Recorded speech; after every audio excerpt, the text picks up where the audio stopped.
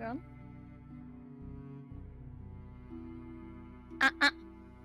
Mic okay? Hello everyone, and welcome.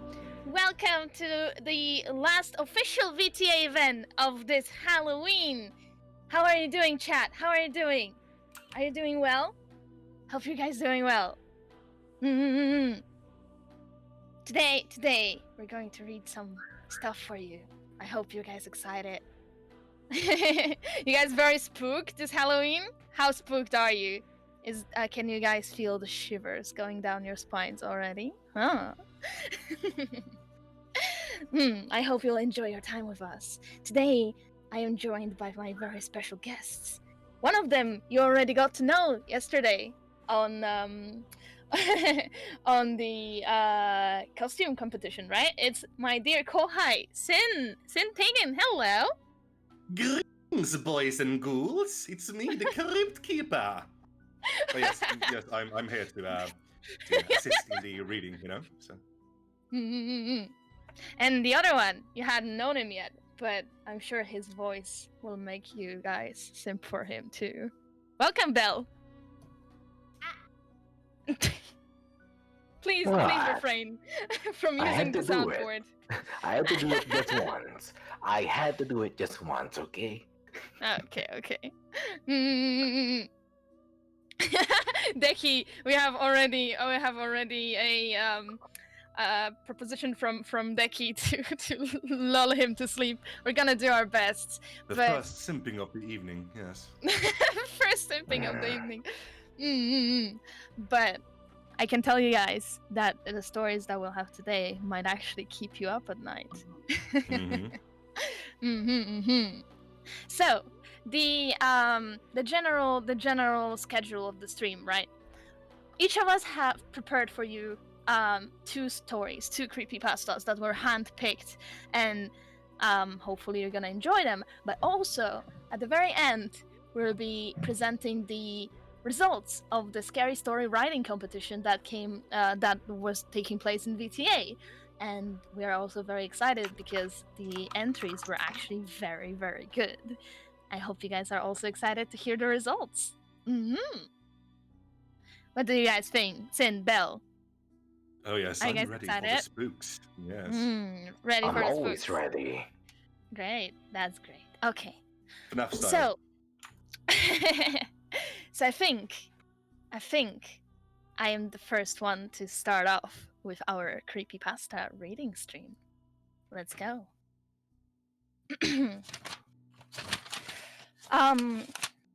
So first, I want to tell you, guys, about my life and the strange things I've seen. And before I do, I want you to understand that my actions in the end had reasons. I was born to a single mother. She was only 15 around the time I was born, and she wasn't exactly ready to be a mother. Apparently, my dad was even less ready because his parents ended up spending him to boarding school, so he wouldn't have to be responsible for me and my mother. We were mostly supported by her parents, but otherwise we were completely alone. So I started discovering my gift when I was about 5 years old. My great-grandmother had passed away. I felt really confused when I walked into the viewing room of the funeral parlor and I saw my gran sitting in a chair next to her own casket. At this point, I already grasped that death meant that she were gone forever, and yet, there she was. My confusion was overpowered with my relief. Approaching her, she seemed different. There, but not quite the same. Like when you're picturing something in your head, your eyes are open and you're clearly seeing what's in the room, but something entirely different at the same time. She whispered in my ear, kissed my forehead, and disappeared. I walked up to my mom and asked her about the roses in Italy, as Gran has instructed. To this day, I still don't know what that meant, but it was something important enough to make my mother fall to her knees. She had held me, and it was the only time that I remember feeling like she truly loved me. As I grew, my gift became a little more apparent. I'd see people I wasn't supposed to see in everyday situations. A few would even notice and follow me home. I didn't mind. None of them ever imposed or tried to harm me. They just wanted company. Until they figured out how to move on, or they found someone that was more interesting to follow around. I talk about it as if it were normal. My mother put forth no effort to stop me, but still acted embarrassed when I did it around other people. No one took it seriously, though, not like Mom did. Honestly, I think she feared me for a while. When I was about 8, things changed. And it was all due to my mom meeting a man named Mike. He was lanky, smelled bad, and talked too loud. Still, he had a more stable job than my mom did, so she fell right into his lap. He wasn't a horrible guy at first, just kind of greedy. My mom told him about my gift, and he came up with the master plan to use me as a pay pig. Post my name up in phone books as the quote unquote world's youngest psychic. I don't know if he even believed in my gift, believed my gift was real at first, but he learned otherwise eventually. That's how I started talking to dead people in a living room when I was just beginning to learn multiplication. It was fun at first, when it wasn't the same old tell my mom I love her bullshit. There was um there was a case when I was 13 where I was seeing a family who believed the spirit of a 4-year-old girl was haunting their house. They claimed that they didn't intend to make the girl leave, they just wanted to learn more about her so they could make her more comfortable in their home. When I walked into the house, there was definitely no little girl. There was, however, a gray, non-human entity crouched on their 17-year-old son's back. Its skin looked like paper, and its eyes were fully blood red. It came in human-like shape, but it was far from human. Actually, these non-humans were something I called sixes. Sixes are souls that were never human. They're created out of pure sorrow and hatred. Their negative emotion embodied into an evil spiritual being. They can project the actions of human spirits to confuse their hosts, make them think they're just victims of a normal haunting. Human souls cannot hurt you, unless they're extremely sinister, like Bundy sinister. Sixes, however, can, along with several other non human entities that I won't mention them on purpose. Um, well, they suck every emotion out of you and radiate so much of their own sorrow and hatred until you either kill yourself or commit a crime so horrible that you'll likely get the death penalty. They usually go after evil, corrupt, or just plain miserable people. They were called sixes because you'd usually only last 6 months before you lost it. I think I started resenting my mother when I was 16. I had gotten tired of the job. Everyone in town knew me. All the kids at school called me a freak. By this point, Mike started to drink away all the money that people had paid me to tell them that their grandmother loved them or that their dead child was in a better place. He became violent, angry. He hit my mother, and she just took it for a while. Then she started to blame me. If you never would have started talking to fucking Casper, maybe we wouldn't be in this situation. She said something along the lines. Completely ignoring the fact that he was her boyfriend, not mine. Not long after that, he stopped hitting her and started hitting me. Then she did too. Only months later did I start seeing sixes roaming around whenever my quote-unquote parents were near. I watched this without a word, still allowing them to escort me to jobs. At first, the sixes would stay far away. I'd see them out the window across the street. They creeped closer as the time went on, very slowly. My curiosity heavily outweighed the fear. I had only ever seen them on people's backs. I became a bit more startled when they stood at our windows. They knew I could see them, but they disregarded me. I said nothing to my mother the day I watched one crawl onto her back and latch its gaping, teethed mouth onto her shoulder. I wasn't surprised when I saw another on Mike's back later that day. I thought about telling Mike and my mother, calling up a specialist to help get rid of the sixes that had only just begun to drain my sad excuse for a family. Then I thought about finally being alone, never having to do jobs that they told me to do, never being subjected to a drunken lecture about my quote unquote responsibility to quote unquote support my family, never explaining my bruises away to the teacher. So I didn't tell them. I just sat back and enjoyed the show. So that creepypasta was called Why They're Called Sixes. I hope you guys enjoyed it. Oh! Spooktacular, dear senpai. I can see the chat.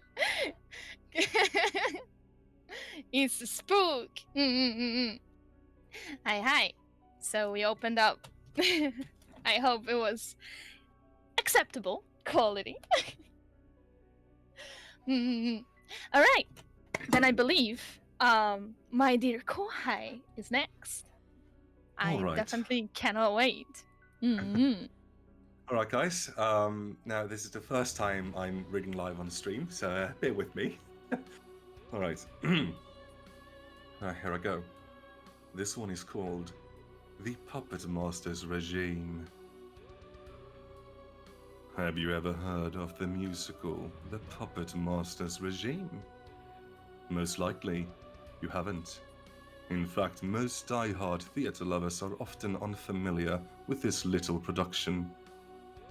It was a 1934 stage musical written by anonymous authors of music, lyrics, and book. It starred upcoming performers such as Timmy Cutie Pie Wright, Sally Wilkes, Henry Gregory, as well as many others. At the time, it was the most expensive show to date. It was said to be the biggest and most spectacular stage show to San Francisco and back. Here are some accounts from that fateful evening on the premiere of the Puppet Master's Regime. From the testimony of Tyler Warwick, 1901 to 1984. I went to see the show about a week after I turned 33. The ticket was a gift from my sister, who knew how much I loved the theater.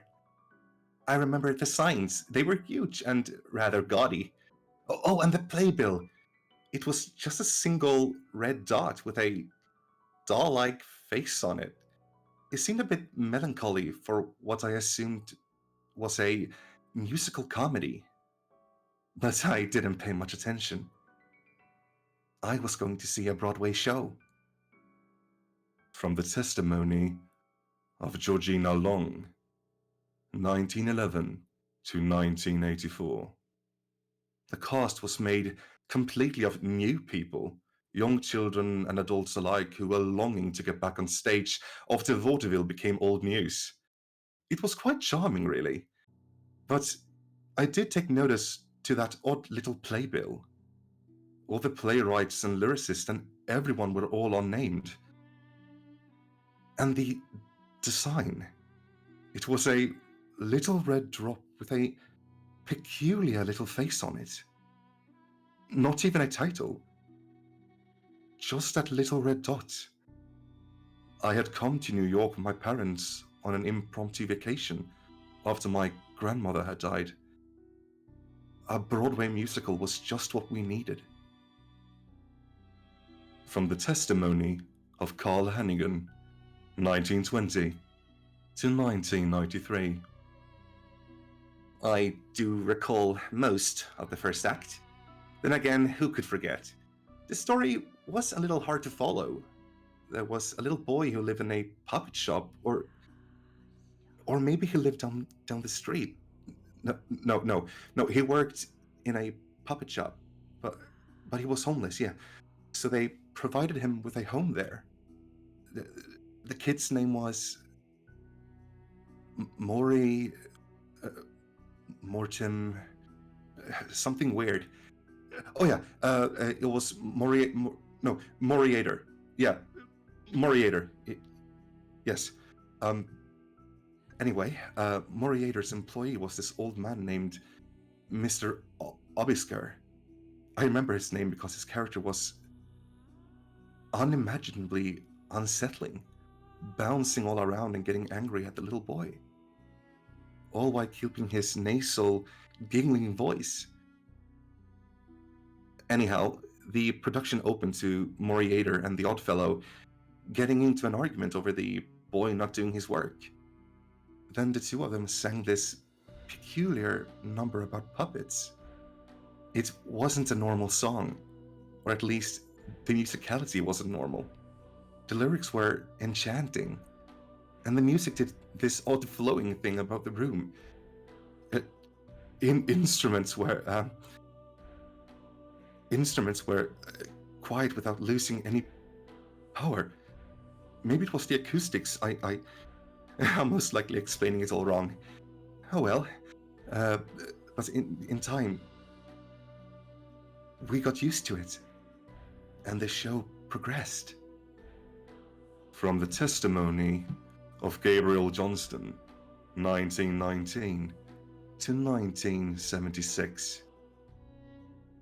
This youngster, Moriatum, something like that, was quite insecure about his stay in the puppet shop, very paranoid that his boss would throw him out. I was an aspiring lyricist at the time, and I'd done the lyrics to a few original community theatre projects.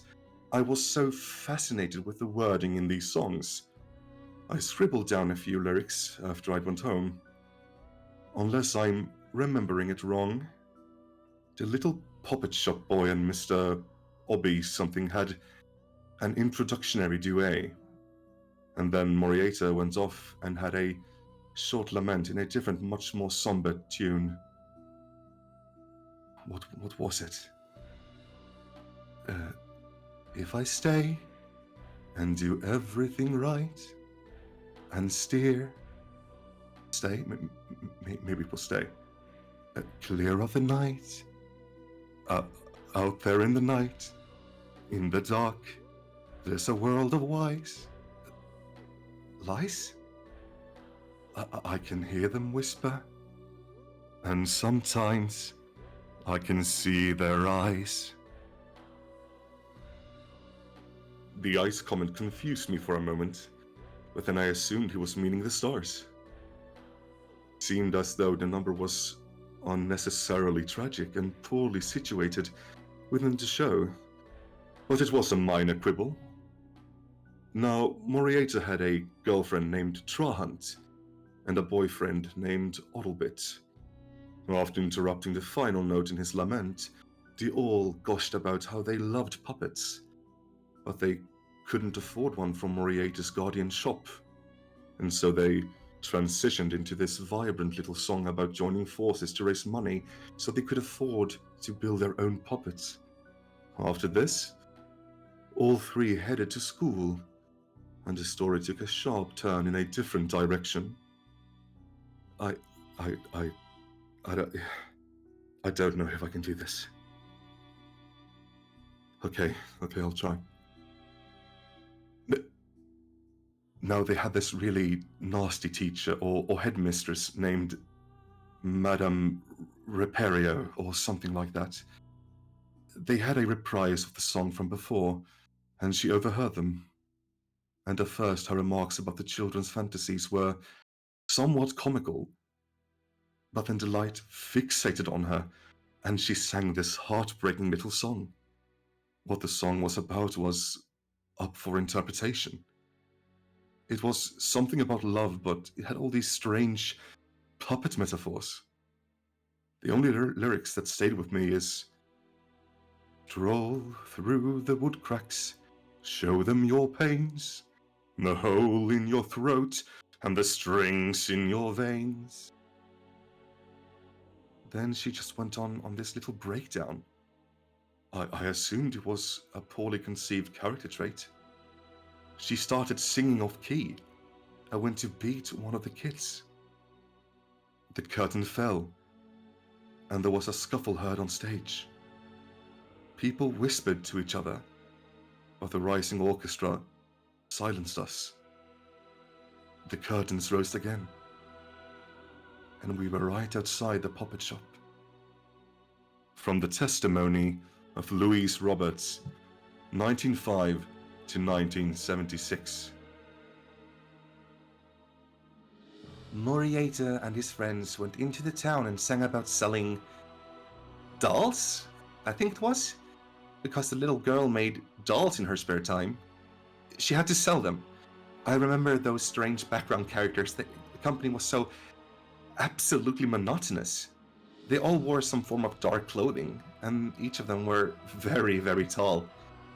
I remember how they all had their faces covered by hair, hats, or veils or something. None of them spoke. None of them even sang during the course of the show. They just walked in perfectly straight lines, as if they weren't even part of the production. Anyway, this strange song about buying dolls had absolutely no life. But for some reason, these children were putting their all into it. I could see the pain in their faces as they hit those high notes. And something else. As the lyrics went on, they seemed to get a little... It's so hard to explain. They all looked like they were hurting a little, dying on the inside. They looked so pale and nervous. Coming from a stage family, I convinced myself it was only stage fright. But it still made me a tiny bit anxious. From the testimony of Carrie Laurie, 1921 to 1995. The kids all got their money from the strange man in the cloak who sang a simple little tune. I remember the lyrics. Despite the fall of rain, little kitties, everyone needs a little song. Wooden dolls give you pain, little kitties. Go on, little kitties, run along. His character was never really explained, but I remember how truly gripping the melody was. So haunting. It got you right here in the gut. Even the little kid actors seemed unsettled by the new turn of the show. They all kept stuttering over their lines as they spoke and sang. Then a light bulb over the stage went out. Everyone kind of gasped, and one man, I think, laughed. The noise made me really spooked. And it spooked her little miss, what's her name, on the stage. All the names were so strange. Moriater, Autobits, Trahunt. All I know is that the light bulb had gone out, and the actors were stumbling around on stage, and the whole thing looked like a terrible flop. When the children re-entered the puppet shop, they presented Mr. Obisker with the puppet pieces they had acquired, singing a braggedy sort of chant. We done, we did done, we did it. It was obnoxious, but thankfully brief. After that, the light fixed on Moriater. He began another tune. The song was a dud, and all I remember was he flubbed his last line. The lyrics had something to do with the final stroke of light, or some sort of long-winded moon-based metaphor. All I know is that he forgot the words, and all that could be heard in the theater was the sound of cars outside the building. The boy, he seemed shocked and embarrassed, but his posture improved out of the blue, and the orchestra stopped. He projected half of the word sorry, and then suddenly he burst forth in wordless vocalization. The music resumed, and the other characters began to join him. From the testimony of Marcus Edgar, 1918 to 1968. So, after the bulb went out, the whole set started falling apart. We, the audience, tried our best to ignore it, but it was near impossible. I saw two sets of very angry attendees get up and leave. The set piece for the puppets shop screeched its way onto the stage, and we could see it far in the back. The paper sky background was falling down. The lights went dim in what we assumed was an attempt to hide the malfunctioning set pieces. The kids, with the help of an oddly monotonous Mr. Obisker, constructed the puppet, and the strange song played. To this day, I don't know what they were saying. It sounded vaguely like Latin, but I went on to study Latin in the next year, and I found that none of it was Latin at all. I remember how it enchanted me, though it enchanted all of us. We all began to feel this thing course through us. I remember a few people around us were humming in an attempt to rid themselves of the music, and I could hear people in the front rows crying in what sounded like pain. The actors themselves sounded as they were about to pass out at any moment.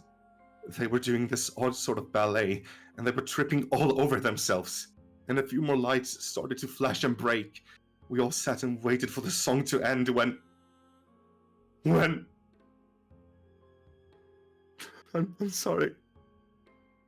I'm so sorry, I can't. From the testimony of George Frank, 1899 to 1999. The lights were going on and off at random. We were all praying that the damn song would end soon. It had this force going through it. It was sucking us in. We could feel it. The little kids and the puppet man were dancing all around when you see... I really thought I could do it. I thought I could do it. I was right there in the fifth row. I saw it, but I can't. From the testimony of Carolyn Mark, 1901 to 1949. The lighting was completely out of control. It was a mess, and the song, it was awful. It was something about... It was so powerful. It had a force. I watched intently as the dancers began to skip around, and we thought they were the lights. The lights. The lights. The actual events of the final scene of Act 1 of the Puppet Master's regime has been up for debate for many years.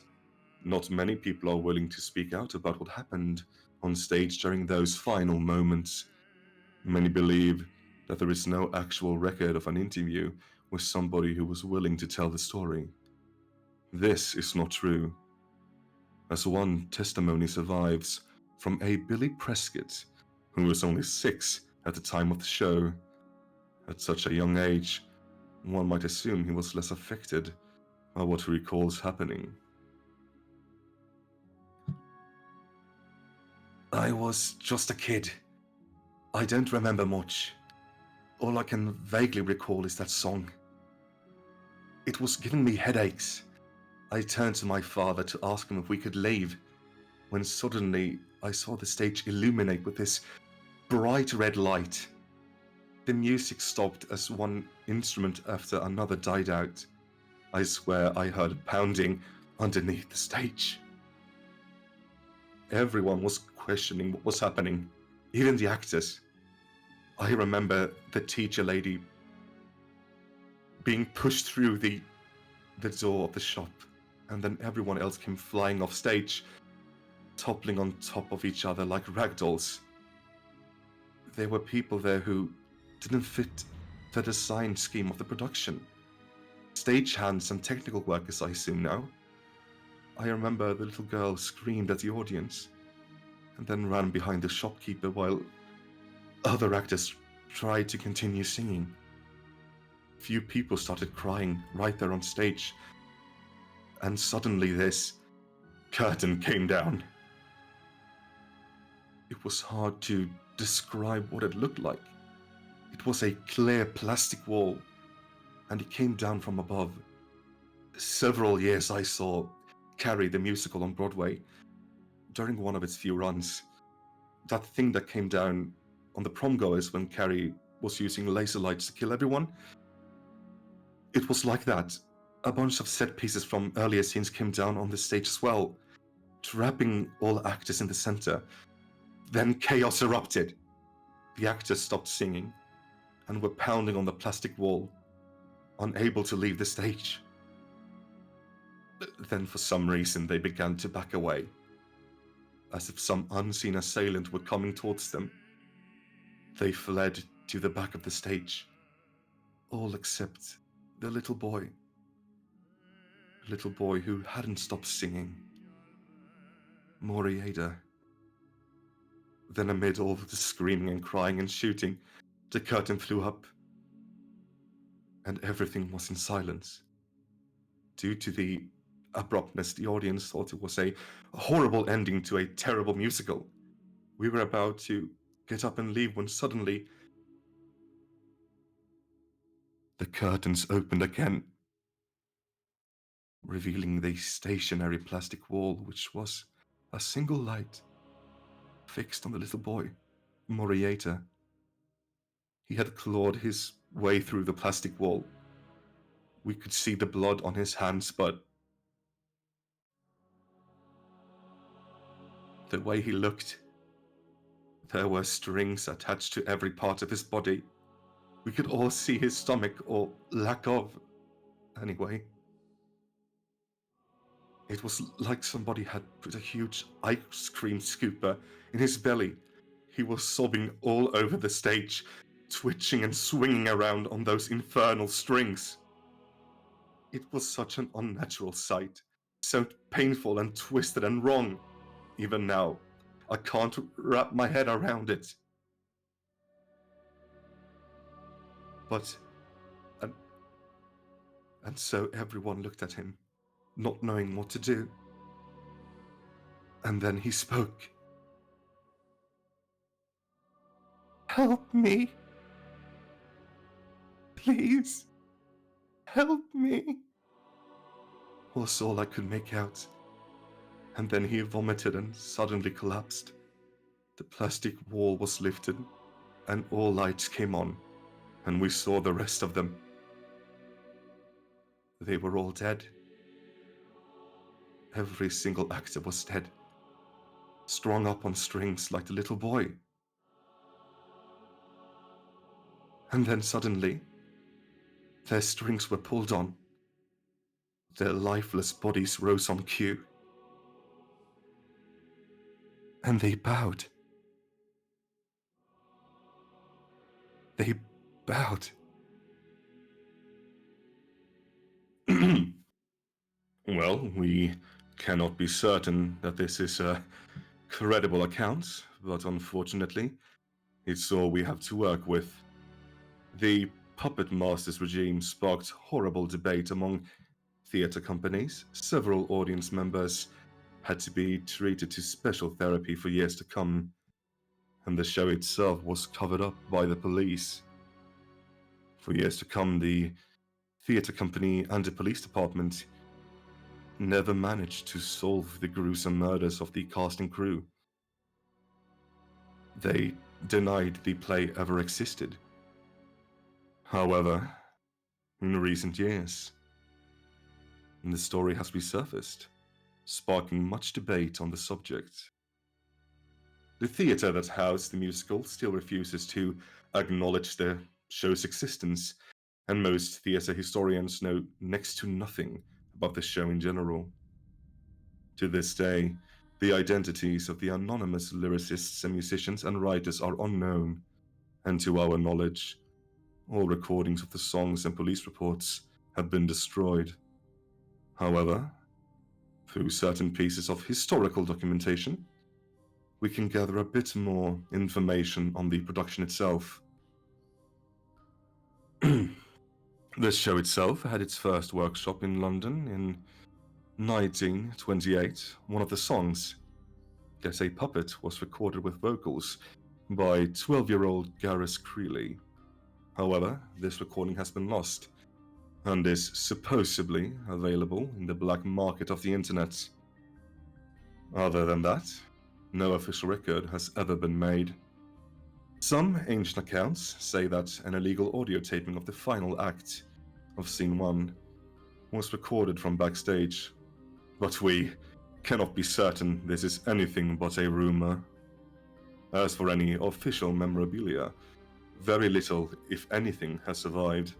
Until her death in 1994, theatrical historian Gladys Masters kept 2 large-scale posters, which she displayed at charity events, and these have since disappeared. No trace of them remain. Early costumes by Alice Lively, who had been the costume designer on Puppet Master until she quit due to a payment dispute, are on display at the Pinket Dorney Theatrical Museum in Dover, England. Other than that, playbills from its premiere were never given out, and most audience members destroyed their copies after seeing the show. But legend has it, around 10 to 20 survived. On another note, over the years the show has grown a small cult fan base, and here recently, an off-Broadway revival has been scheduled to premiere soon. There we go. Wow! 後輩さすが I 後 almost 輩 made it. I fucked up the last fucking. Shh, language 後輩 Oh, sorry, language sorry. I messed up the very last part. No. That was, I think the chat can agree that So close. I think the entire chat right now is simping for you. さすが Oh. さすが後輩さすが Thanks, guys. I appreciate it. Thank you so much, guys. Hi. Oh. So that was Puppet Master's Regime. Just so you guys know, every one of us is reading total of 2 stories plus 1 contestant winner from the top 3. So make sure to stick around because Sin is not done reading yet. Yeah, unfortunately. So, Unfortunately, nani? What you're saying, Kohai? Isn't it fun? absolutely, but don't expose these poor people to Isn't my it voice. fun? Oh, absolutely. They deserve something better. Well, we have also another talented person in terms of voice. Belle, would you mind taking over the mic? Oh fuck, my mic is muted. It was. I was the entire time I was actually morbidly what's the word there? On that story, I was morbidly curious. Intrigued. Yeah, I'm morbidly intrigued the entire time. It's like, the fuck is happening in this story? Yeah, there are more parts too. Although this one sounds well on its own as well. So Yeah. I'm gonna read that later. I like they're that. amazing. Very good. It's very good interesting. Hi. Okay, so now it's my turn, right? Hi, that's correct. Oh no! Okay. Let me find it 1 second. I accidentally closed the first one. 1 second. It's okay. As Seneko said, it wouldn't be a VTuber stream without some scuff. Hell yeah. By the way, is my audio fine on stream? I just wanna make sure. Okay. I think it's fine. Just sometimes my mic is overblown with the audio. Anyways. This is autopilot. I cannot see who wrote it, but the story's title is called Autopilot. Have you ever forgotten your phone?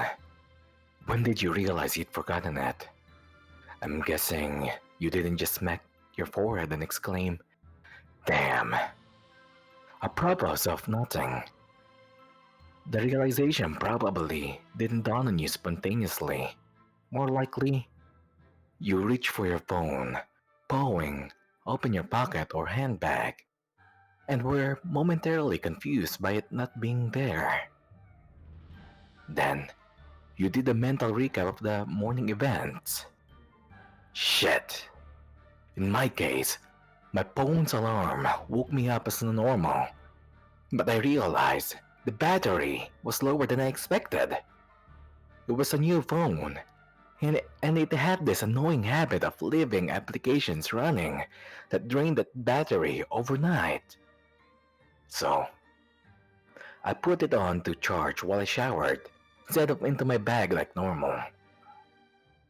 It was a momentary slip from the routine, but that was all it took. Once in the shower, my brain got back into the routine. It follows every morning, and that was it. Forgotten. This wasn't just me being clumsy. As I later researched, this is a recognized brain function. Your brain doesn't work just on one level. It works on many. Like, when you're walking somewhere, you think about your destination and avoiding hazards, but you don't need to think about keeping your legs moving properly. If you did, the entire world will turn into one massive hilarious quap cosplay. I wasn't thinking about regulating my breathing. I wasn't thinking whether I should grab a coffee on the drive to work, which I did, by the way. I wasn't thinking about moving my breakfast through my intestines. I wasn't wondering whether I'd finish on time to pick up my daughter Emily from the nursery after work, or get stuck with another late fee. This is the thing.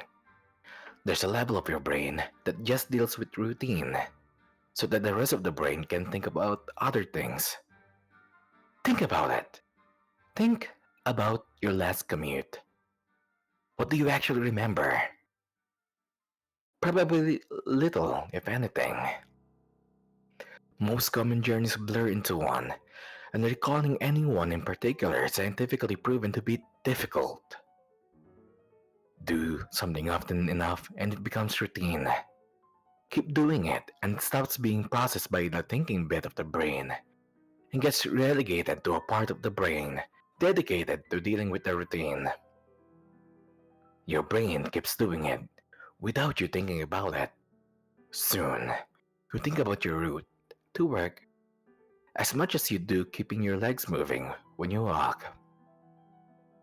Most people call it autopilot, but there's a danger there.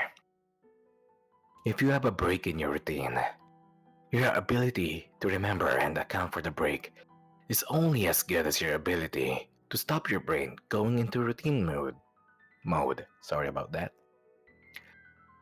My ability to remember my phone being on the counter is only as reliable as my ability to stop my brain entering morning routine mode, which would dictate that my phone is actually in my bag, but I didn't stop my brain entering routine mode. I got in the shower, per normal. Routine started, exception forgotten. Autopilot engaged. My back was in the routine. I showered. I shaved. The radio forecasted amazing weather. I gave Emily her breakfast and loaded her into the car. She was so adorable that morning. She complained about the bad sun in the morning blinding her, saying it stopped her having a little sleep on the way to nursery. And I laughed. That was the routine. It didn't matter that my phone was on the counter, charging silently. My brain was in the routine, and in the routine, my phone was in my bag. This is why I forgot my phone. Not clumsiness, not negligence, but nothing more but my brain entering routine mode and overwriting the exception. Autopilot engaged. I left for work. It's a swelteringly hot day already. The bad sun had been burning since before my traitorously absent phone woke me. The steering wheel was burning hot to the touch when I sat down. I think I heard Emily shift over behind my driver's seat to get out of the glare. But I got to work, submitted the report, attended the morning meeting. It's not until I took a quick coffee break and reached for my phone that the illusion shattered. I did a mental restep. I remembered the dying battery. I remember putting it on to charge. I remember leaving it there. My phone was on the counter. Autopilot disengaged.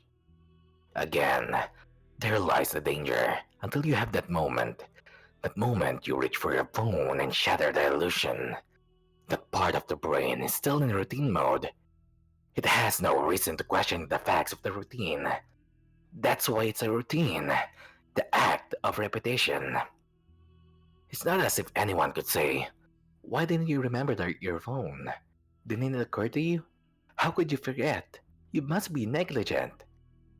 This is to miss the point. My brain was telling me the routine was completed as normal, despite the fact that it wasn't. It wasn't that I forgot my phone. According to my brain, according to the routine, my phone was in my bag. Why would I think to question it? Why would I check? Why would I suddenly remember, out of nowhere, that my phone was on the counter?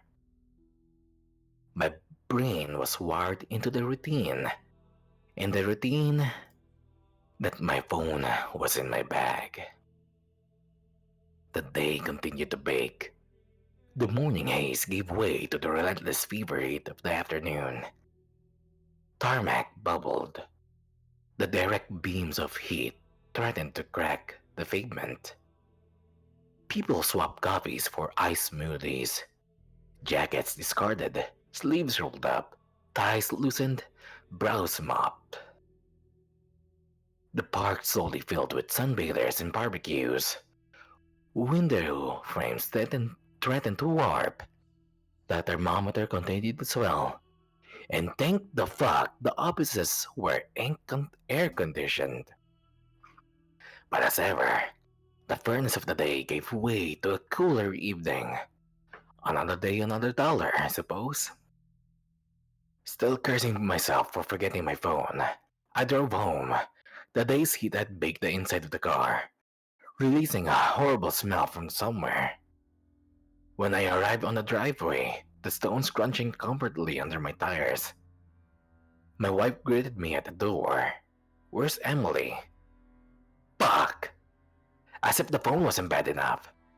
After everything, I'd left Emily at the fucking nursery after all. I immediately sped back to the nursery. I got to the door and started practicing my excuses, wondering vainly if I could charm my way out of a late fee. I saw a piece of paper stuck to the door. Due to vandalism overnight, please use side door today only. Overnight? What? The door was fine this morning. I froze. My knees shook. Vandals. A change in the routine. My phone was on the counter. I hadn't been there this morning. My phone was on the counter. I'm driven past because I was drinking my coffee. I'd not drop off Emily. My phone was on the counter. She moved her seat.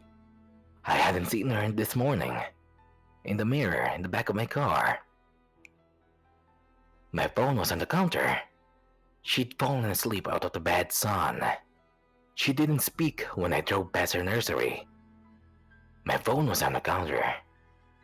She changed the routine. My phone was on the counter. She changed the routine and I'd forgotten to drop her off. My phone was on the counter. 9 hours. That car. That baking sun.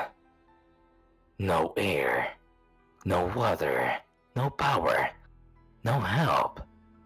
That heat. A steering wheel too hot to touch. That smell. I walked to the car door. Numb. Shock. I opened the door. My phone was on the counter. And my daughter was dead. Autopilot disengaged. And that was it for autopilots. Wow, pussy. Bravo, sir. Bravo. Bravo. Hi. That was actually very creepy. I think I like that. I like that story mostly because it's it's kind of real life event, right? Yeah. And anyone can be on autopilot. Anyone can not notice things. Indeed. Indeed. But alas, I think it's my turn now. Go ahead, Senpai. Can't wait. Hi.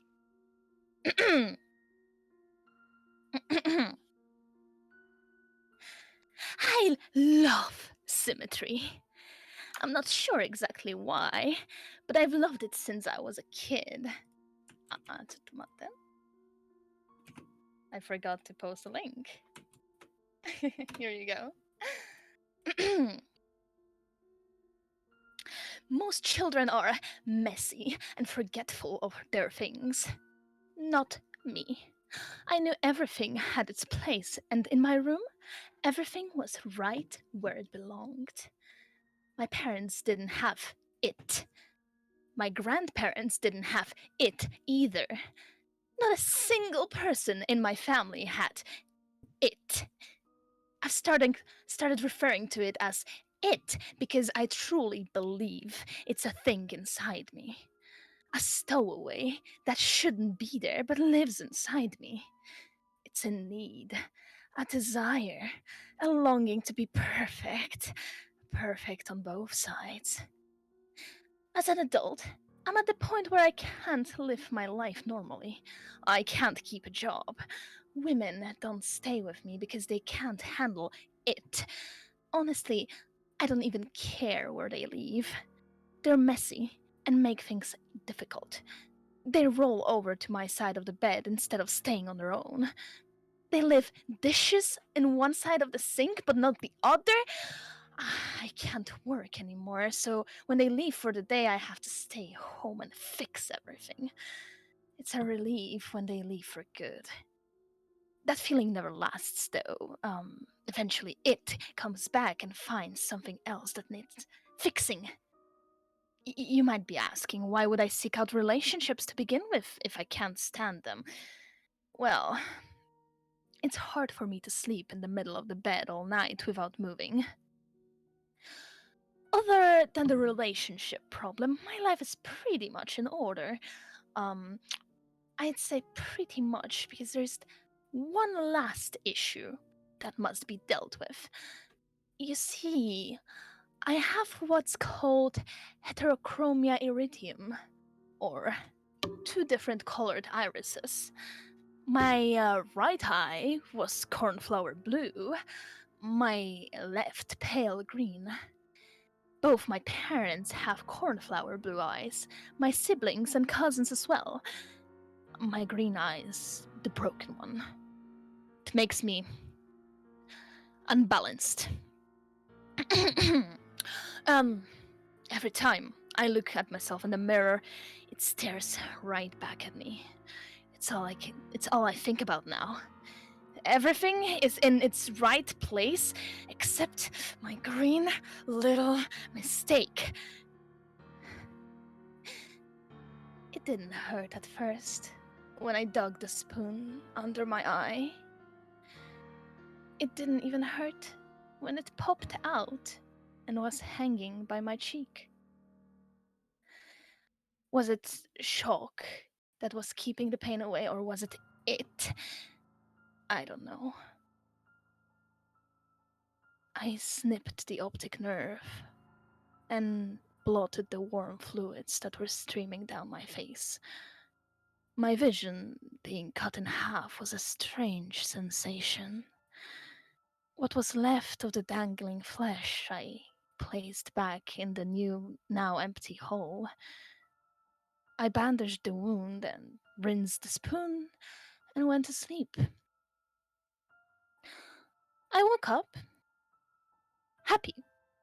I slept better than I had in years. It was finally done. I was fixed. I got out of bed and stumbled to the bathroom. My body ached. My head was on fire. I flipped the switch in the bathroom and the light was blinding.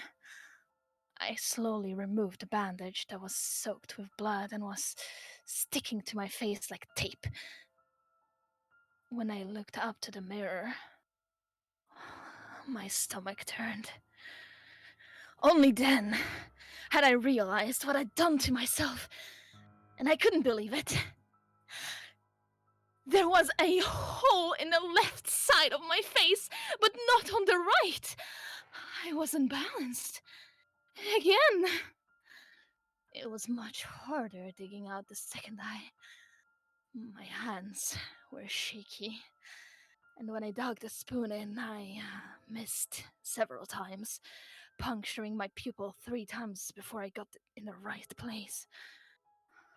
Once the eye popped out, I reached for my scissors to finish the job.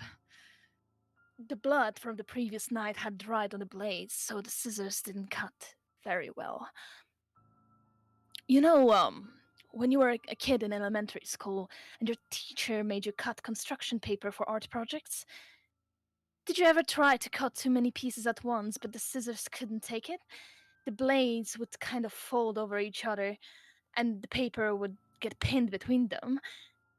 That's what happened with my eye. The optic nerve was pinned between the 2 blades. It was stuck, and as I tried desperately and frantically to make it unstuck, I slipped on the blood and started falling to the floor. Reflexes kicked in, and I let go of my eye to try to break the fall with my hand. The weight of the stuck scissors on my hanging eye was unbearable. I knew I couldn't stand it long enough to make it to the kitchen to get a knife. So I pulled. I pulled it straight out of my head. I felt the flesh tear from inside my skull. I felt it rip and spew liquids everywhere. I knew I was crying, but there was no telling the tears from the blood or the ocular fluid. When I heard the wet slap of bloody flesh against the tile floor, I knew I was done. I knew it was done. I could live my life now without having to see people's awful, messy, uneven lives. The relief washed over me, and I knew it would last this time. I had never felt this way before, never had this much hope. As I laid in my bathroom on that cold, wet, sticky tile, I smiled for the first time in years. So that was Symmetry. I hope you guys enjoyed it. Oh, spine tingling. Well, It was awesome. A good story. I hope I did it justice. Absolutely. Mm. So, Yeah, I see that the chat also enjoyed the story. indeed they I'm did. very, very glad. But I think it's my time to give the microphone back to you, dear Kohai. All What right, will you senpai. Let me just drink this Cola Zero. Just, Oh, what are you, Matt Pat? ah. That's Don't Diet worry, Coke. it's mixed with whiskey. All right, I'll be done in a sec. Oh, okay, okay, I No, see how no, it I'm is. kidding. I'm kidding. All right. Okay, get ready. All right, so this story is called Iqbar Bigglestein. All right. When I was a small child, I was terrified of the dark. I still am. But back when I was around 6, I couldn't go a full night without crying out for one of my parents to search beneath my bed or in my closet for whatever monster I thought was going to eat me. Even with a nightlight, I would still see dark shapes moving around in the corners of the room, strange faces looking at me from my bedroom window. My parents will do their best to console me, telling me that it was just a bad dream or a trick of the light. But in my young mind, I was positive that the second I fell asleep, bad things would get me. Most of the time, I would just hide under the blankets until I became tired enough to stop worrying. But every now and then, I would become so panicked that I would run screaming into my parents' room, waking up my brother and my sister in the process. After an, after an ordeal like that, there would be no way anyone would be getting a full night's rest. Eventually, after one particularly traumatizing night, my parents had enough. Unfortunately for them, they understood the futility of arguing with a 6-year-old, and they could not convince me and rid myself of these childish fears through reason and logic. They had to be clever. It was my mother's idea to stitch together my little bedtime friend. She collected a large assortment of random pieces of fabric and sewing machines and created what I would refer to as Mr. Iqbar Bigglestein, or Ick for short. Ick was a sock monster, as my mother called him. He was made to keep me safe while I slept at night by scaring away all the other monsters. He was pretty damn creepy, I have to admit. Honestly, looking back on it all now, I'm still impressed that my mom could think of something so strange and disturbing looking. Iqbar had these stitches together. It looked like Frankenstein or a gremlin, with big white button eyes and flappy cat ears. His little arms and legs were made from a pair of sister's black, white, and striped socks, and the half of his face was green and made from my brother's tall football socks.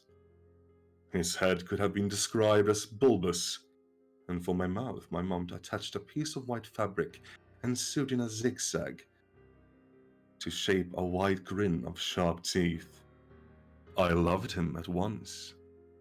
From then on, Ick never left my side. So long as it was after dusk, of course. Ick didn't like the sun and would get very upset if I tried to bring him to school with me. Well, that was okay. I only needed him at night to keep away the boogeyman, which was what he was good at. Ick would tell me where the monsters were hiding, and I would place him near those sections in my room to scare off the spookiness. If there was something in the closet, Ick would block the door. If there was a dark creature scratching at my window, Ick would be pressed up against the glass. If there was a big hairy beast under my bed, then under the bed he went. Sometimes the monsters weren't even in my room. Sometimes they would hide in my dreams. And Ikbar would have to come with me into my nightmares. It was fun bringing Ik into my dream world, as he and I spent hours fighting off ghouls and demons. The best part in my dreams, Ik could talk to me for real. How much do you love me? He would ask. More than anything, I would always tell him. One night in a dream, after I had lost my first tooth, Ik asked me for a favor. Can I have your tooth? I asked him why. To help me kill the bad things. He said. The next morning at breakfast, my mom asked me where my tooth had went. From what she told me, the tooth fairy didn't find it under my pillow. When I told her I gave it to Ikbar, she just shrugged and went back to feeding my little sister. From then on, every time I lost a tooth, I would give it to Ik.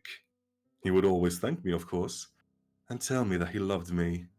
Eventually, though, I ran out of baby teeth. And I was beginning to get a little too old to still be playing with dolls. So Ik just sat there on my bookshelf collecting dust, slowly fading away from my attention.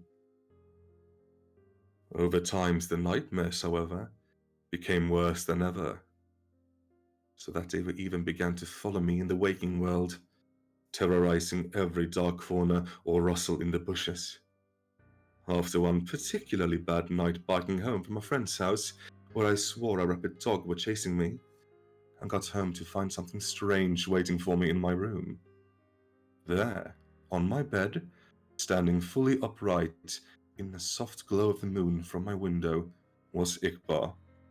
At first, I just thought my eyes were playing tricks on me. They had been all evening, so I tried to flick on the lights. Another flick of the switch, then another, with no change to the darkness. It was then that I started to get nervous. I backed away slowly towards the door behind me, my eyes never leaving the shape of Ik's silhouette. My hands awkwardly stretched behind, reaching for the doorknob. I was just about to get my ass out of there when I heard the door slam itself shut, locking me in the blackness. In nothing but shadow and silence, I stood frozen in place, not even breathing. How long I can't say, but after what felt like a lifetime of cold fear, I heard the shrill, familiar voice. You stopped feeding me? So why should I protect you? Protect me from what? Let me show you. I blinked once, and everything changed. I wasn't in my bedroom anymore. I was somewhere else. It wasn't hell, but the comparison wasn't far off. It was some sort of forest, a horrible nightmarish place where partial embryotic abortion hung from canopy, and the ground swarmed with carnivorous insects. A thick fog wafted through the air with its stench of rotting meat. A red lightning flashed across the night sky. In the distance, I could hear the agonizing screams of something not quite human. My head throbbed like I was about to explode, the pain forcing out a river of tears. In my mind, I heard his voice again. This is what your reality will become without me. I felt the earth shaking as footsteps was approaching fast. I'm the only one who can stop it. It was behind me now, huge and angry, hot breath on my back. Bring me what I need, and I will. I woke up before I could turn around. The following day, I raided my parents' closet for my brother's baby teeth, giving them all to Ikbar. Almost immediately, the night terror ceased, and I was more or less able to go back to my normal life. From time to time, I would have to sneak into my little sister's room and snatch what was meant for the tooth fairy, or strangle one of the neighbor's cats and pry out its sharp little incisors. Anything to ward off the visions. Anything from a shark tooth necklace to a cavity ridden by Cupid.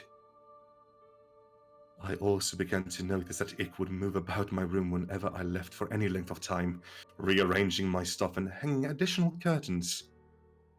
He was even beginning to look more lifelike somehow. In the right light, his teeth would glisten, and he was warm to the touch, as much as he creeped me out. I couldn't work up the courage to just destroy him, knowing perfectly where that would leave me. So I went on collecting teeth for Ick, all of high school and college. The older I got, the more things I would learn to fear, the more teeth Ick would need to keep me safe. I'm 22 years old now, with a decent job, my own apartment, and a set of dentures. It's been almost a month since Ick's last meal, and the horrors are starting to crowd around me once more. I took a detour through a parking garage after work tonight, found a man fumbling with his car keys. His teeth were stained yellow from a lifetime of cigarettes and coffee. Even still, I had to use a hammer to get out the molars. When I got back to my apartment, he was waiting for me. On the ceiling, in the corner.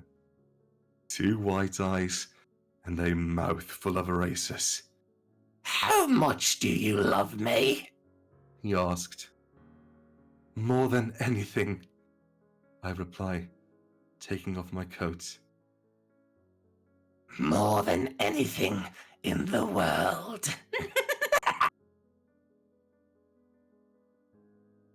There we are. Wow! さすがさすが後輩 Mm, good Was it job, alright? such a good job. Holy moly, I was right giving you this story to read. Thank you. I appreciate that. Saすが All right. All right, let's move on then. Belle, are you ready to read your story? Belle? Oh, there we go. Hello. Hi. You ready? I'm trying to show off. Yeah, the medicine I think is just taking effect. All right. Well, the mic is all yours. Okay, this story is called If Your Voice Stops Echoing, Cancel Your Road Trip. I'm not saddened by the recent passing of my grandfather. Rather, I'm compelled to share the way I knew him best. I would not be here today if not for him.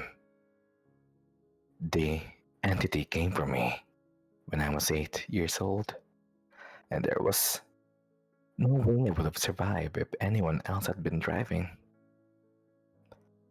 My grandfather and I were on a fishing trip that day. My dad had intended to join us, but something had came up. So it was just the two of us for the first time. I was a little awkward around my grandfather because I've never actually been alone with him. I'd always watch others interact with him, but I had little to say for myself because I was only 8. I was also in awe of how he was to my dad, the way my dad was to me, namely, a voice of authority. When my grandfather told me about the different types of fish and what baits they use, I listened like it was the most important thing in the world. It turned out to be a good thing that I took his words so seriously. That acceptance would later save my life. It began very innocuously as we walked through a small gorge to get back to the car from the prime fishing spot, I could hear my grandfather's voice echo from the high rock walls while he packed things into the car. I had several minutes to wander around, and I used them to run back to that area and shout. Strangely, my yell echoed only feebly once, and then not at all. Scream as I might, I heard no reflection of the noise. I was too young at the time to really understand how impossible that was. I just assumed I was yelling wrong somehow, or that my grandfather had a special grown-up timbre that allowed his voice to echo while mine just dropped off. Still, it bothered me, and I eventually brought it up on the drive back. Everything about that moment became seared into my memory. It was 3:22 in the afternoon. By the clock in the car's dashboard, the sky was mostly clear with traces of white, and my grandfather's eyes were wide orbs of alarm, turned upon me while his white knuckles tightened around the wheel. What did you say, boy? I asked, how can I echo like you? I told him, suddenly afraid that I'd done something wrong. I yelled, and I couldn't echo. His face was normally crisscrossed with little lines that ran their way along the relaxed, droopy skin of his. At that moment, his forehead and cheeks tightened to smoothness, and he scanned left and right rapidly. He didn't seem to find what he was looking for through the windows, but he did not seem reassured. Here. He leaned over and opened the glove box in front of me to pull out a bag of jelly beans.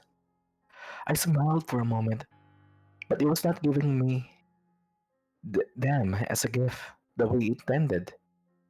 Eat them all. I held the bag in my hands. It seemed a massive beast. If I'd been left to my own devices, I might have eaten them all eventually, but not all at once. Why? Eat them all, boy, he said gruffly. His tone broke in no argument. I began stuffing the jelly beans in my mouth. He looked down and around, then at the back seat, then at his travel thermos and the cup holder between us. He thrust it into my hands to join the spinning bag of jelly beans. Drink this, all of it. But I'm not allowed to have coffee, I told him. Mom. He cut me off. Your mother will understand. Drink it. I know it tastes bad, but down it all. His gaze refocused on something beyond me, and I turned my head to my window to see the forested hills rolling by at various apparent speeds based on their distance. The furthest hills out on the horizon hardly seemed to be moving at all, but I thought I saw a tiny speck atop one. My grandfather gripped my shoulder with one hand. Drink, boy, drink, and eat those jelly beans. You need the sugar and the caffeine. It's going to try to make you fall asleep. Don't let it. To say I was scared then would be an understatement. No part of me thought this was a prank of some sort. He was too reserved and austere of a man for that. The coffee tasted horrible, but I gulped it down until none was left. After that, I began swallowing jelly beans whole until they were all gone. I looked towards my right. The speck in the distance was still out there. But now, one range of hills closer. It was still tiny, mind you, but now held movement akin to something waving back and forth. I looked to my grandfather in askance. He, in turn, looked away from the thing in distance to focus on my face. He breathed in through his nose and turned forward, determined in a way I'd never seen him. His leg moved and the car began to accelerate. We'd already begun going to the speed limit on the empty highway. The sugar, the caffeine, and fear began to have an effect on me. I remember my cheeks and forehead warming and my hands growing clammy. I asked, "What's going on? I'm scared." Being scared. He breathed, his eyes on the road as he continued to hit the gas. I could see the needle passing 80. That'll help you keep awake. This thing, this godforsaken thing, it came from your grandmother. It started the same way. Just before a long drive, we noticed her voice stop echoing. His voice converted into a furious mess. But cars are a lot better than they were back then. I won't let it get to you. My back began forcefully pressing into my seat as I put the gas to the floor. I watched the needle pass 90, and then I looked out towards the window again. It was even closer, now visible as a silhouette of a man running up hills between trees and over boulders parallel to us. It's still out there. My grandfather grunted angrily and audibly slammed his foot down. I held onto my armrest and the door handle in terror as our car topped 100 miles an hour and began to shake. It felt like were in a barely controlled projectile, far beyond any limit of safety, and I was terrified that the highway would suddenly stop being empty and we would smash into a car or truck ahead. But even through that overwhelming fear and adrenaline, a chill tiredness began seeping up my spine. My eyes began to feel heavy, and I barely looked into my right. The shock woke me back up. It was on the gravel, shoulder on the highway now, completely visible as a black humanoid silhouette, running at an incredible speed alongside our car. In that moving pitch darkness, I could see lit pinpoints that made it feel as I was gazing into the night itself. The afternoon sun burned in the sky above, behind it with no effect. Staring as its blurred feet began to felt across the painted line at the edge of the road, I felt sleepy again. It was running parallel to us, but drawing ever closer. Wake up! My grandfather screamed, risking one hand off the wheel at 110 miles an hour to shake my shoulder. He's trying to drain the life out of you. Wake up! He jerked the car one lane to the left, and still pressed into my seat by the acceleration. I stared down at the hypnotic dashes in the middle of the road. Bit by bit, black feet began landing between each dash, keeping pace with us. I remember the car shaking violently around me the way I imagined a space shuttle lifting me off might around its astronauts. There we go. I know now we were crossing 120 and nearing the most car could offer. But at the time, I was caught in the watching the hypnotic dashes in the stars in those void legs, moving rapidly back and forth as it ran right up alongside the car and reached down with one hand to open the door. Wind blasted around me as the gale force of 120 miles an hour. Winds tore at my clothing and hair. Waking up halfway, I screamed. My grandfather jerked the car to the left again, as much as he could without going off the road. It didn't matter. The running silhouette held the door open against the wind with its star-filled arm and began preparing to leap into the car with us. The other arm gripped my neck, and the cold that it brought cannot be described with mere words. The closest I can feel is to say that the vast speeds and force of entities as cosmos hated me. Somewhere, ice and anti-life were the rule, moving through emptiness at absurd velocities, and this thing was some small part of that undead will. But it was not fully here. It could not only interact with us in certain windows. That's what I believe. Now my grandfather gave the only shout of fear I would ever hear from him as the car seemed to be shaking apart around us. I looked left at the speedometer, found the needle to be unreadably far out in the red, and felt heavy blanket of sleep fall over me as the silhouette grasped repeatedly, but failed to reach me. The door slammed shut, cutting up the wind. Inch by inch, we began pulling away. It ran fiercely alongside, but the entity was just a tiny bit too slow. Between one moment and the next, realizing it couldn't get us, it just vanished. We'd escaped it. But I knew. I. I woke in the hospital several days later. My grandfather told nobody the real story, of course. But the doctors had plenty of diversion. Somehow, I'd been drained of a number of vital electrolytes, salts, and so on. And they chalked my coma up to some sort of severe dietary imbalance. But I knew the truth. And I've made sure to tell the people I care about the small piece of advice that my grandfather taught me. I don't care if it makes sense to you. Just listen. It's out there, still in the open lands of the Midwest. It's probably always been there. It was just never a problem before I started bringing great speeds into our daily lives. People die every day by falling asleep at the wheel. And I know for certain that not all of those incidents are innocent. If your voice stops echoing, cancel your road trip. It's waiting for you. Okay, Putty. Hi, good job, Bill. But don't get too comfortable yet because we are not done.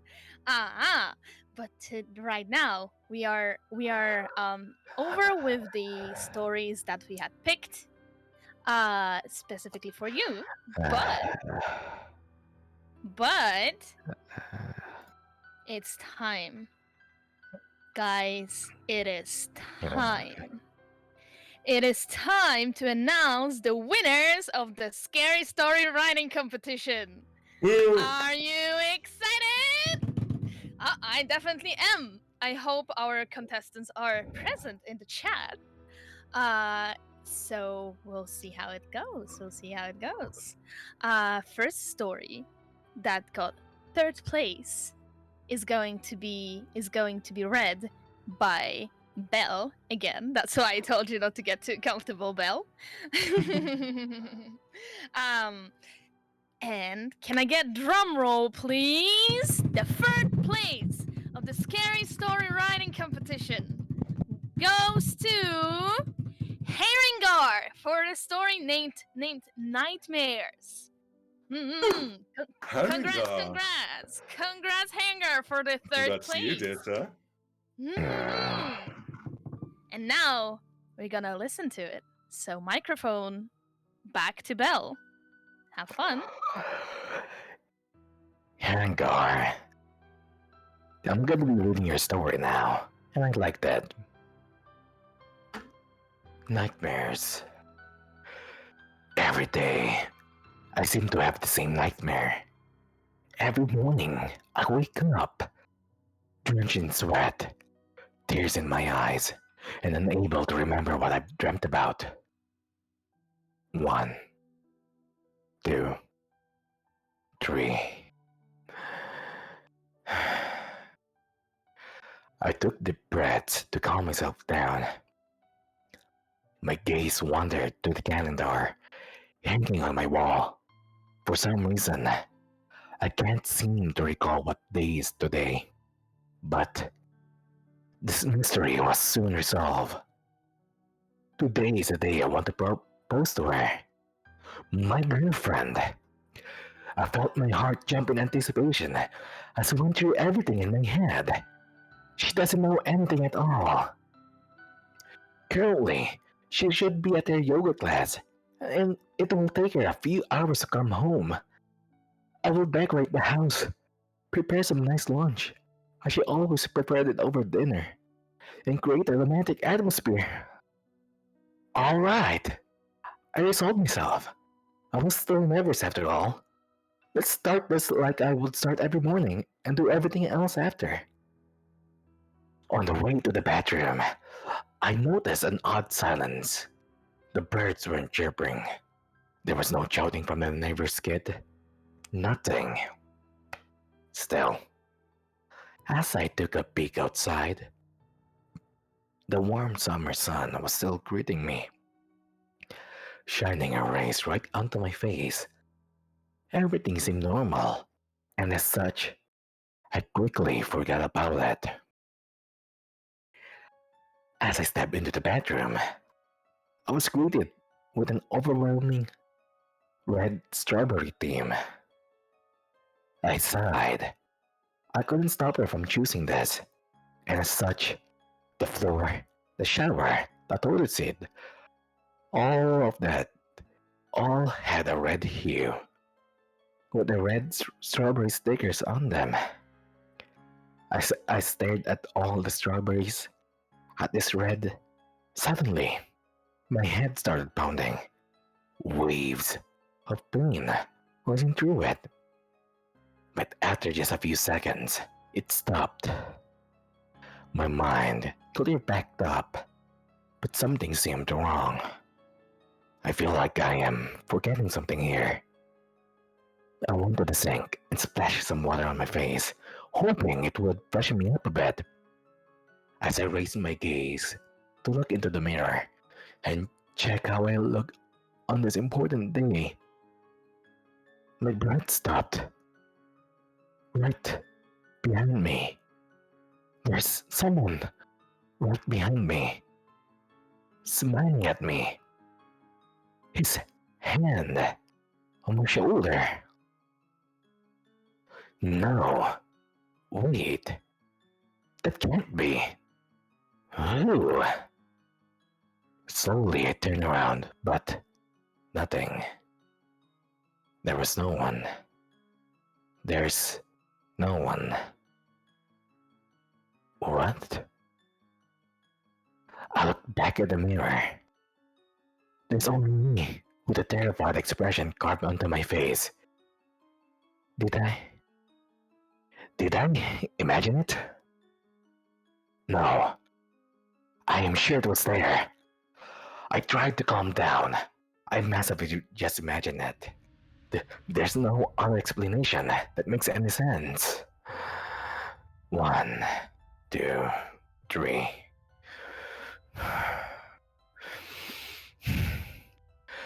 I took deep breaths and forced myself to ignore it.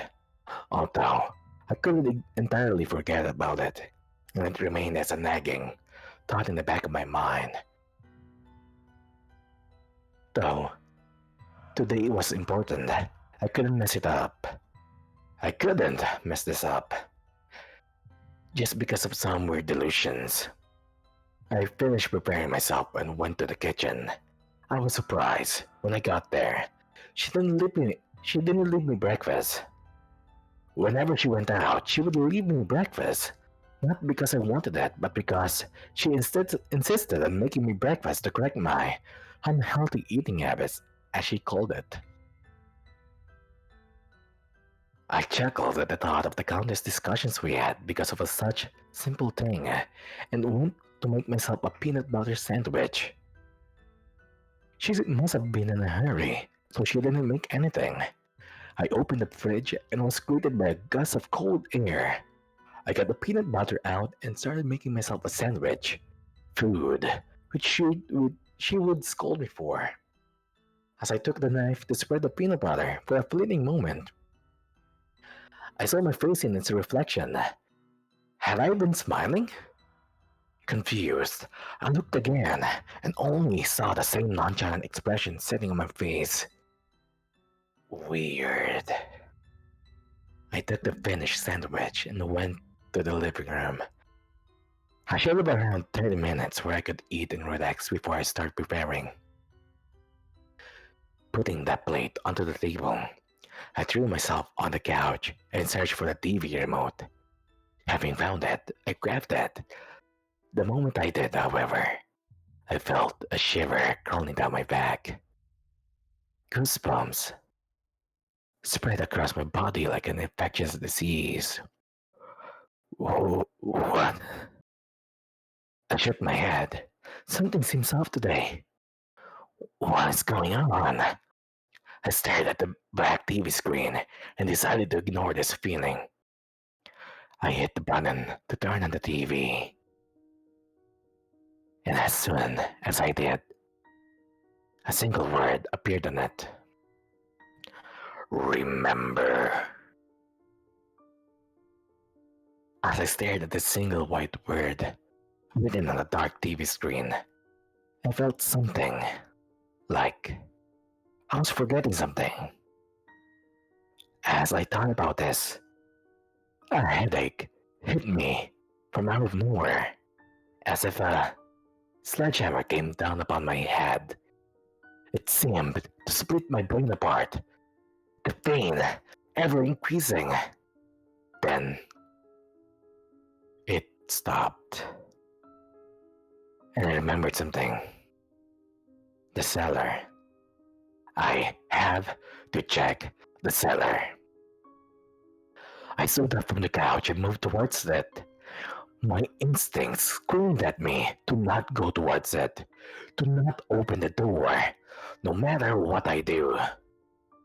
I knew I should just sit down on the couch again and eat my sandwich, but I couldn't. I had to open this door. As I arrived in front of it,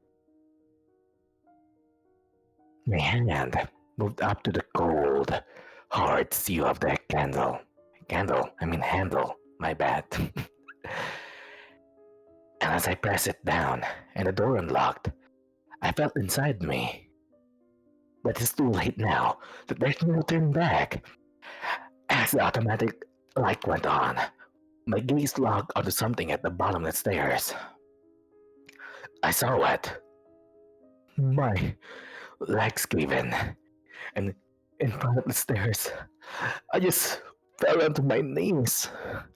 No. Please. This can't be. It can't be true. It's not true. How? This isn't. It's impossible. Rambling my words lit my mouth. The words, they burned my throat as tears ran down my face like an infinite river. Then, the memories came back. I remembered how I had lived this day already. How I had prepared everything for the proposal. I went to get her, waiting in front of a yoga place. How I saw her flirting and kissing another man. How we drove back home as nothing happened. How I told her, and I told her about my confession. How she rejected me because she didn't love me anymore. And finally, how I lost my temper. I remembered how I pushed her. All these memories came flooding back to me as I stared at my girlfriend's lifeless body. I had killed her. When I pushed her, the door wasn't closed as she fell through it, down the stairs. As I began screaming, a high-pitched wind scream. No! No! No! No! This wasn't my fault! It's not my fault! It's hers! She should have told me! It's my fault! I should have cared more! It's mine! It's mine! It's hers! No, it's hers! No! It's mine! The thoughts were racing through my brain, smashing it apart as the headaches attacked me without mercy. The salty taste of my lips revealed my true feelings. The sadness. This isn't my fault. How did it come to this? I loved her. I loved her. And yet, I killed her. This is... I am a monster. As I stood up, still staring at the dead body, I had a sudden urge to turn around. I did. And I was staring at the hallway mirror. I was staring into the face of a horrible, ugly, and disgusting monstrosity. I was staring into my own face. Then I remembered Of course, this is a nightmare. Could this be anything but a nightmare? A smile appeared on the monster's face as I realized there was a way out. And then I forgot. I pushed the memories away.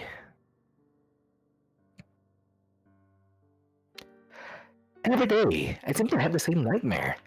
Every morning I wake up, drenched in sweat, tears in my eyes, and I'm unable to remember what I've dreamt about. 1, 2, 3. I took deep breaths to calm myself down. My gaze wandered to the calendar hanging on my wall. For some reason, I can't seem to recall what day is today, but this mystery was soon solved. Today is the day I want to propose to her. My girlfriend. Huh?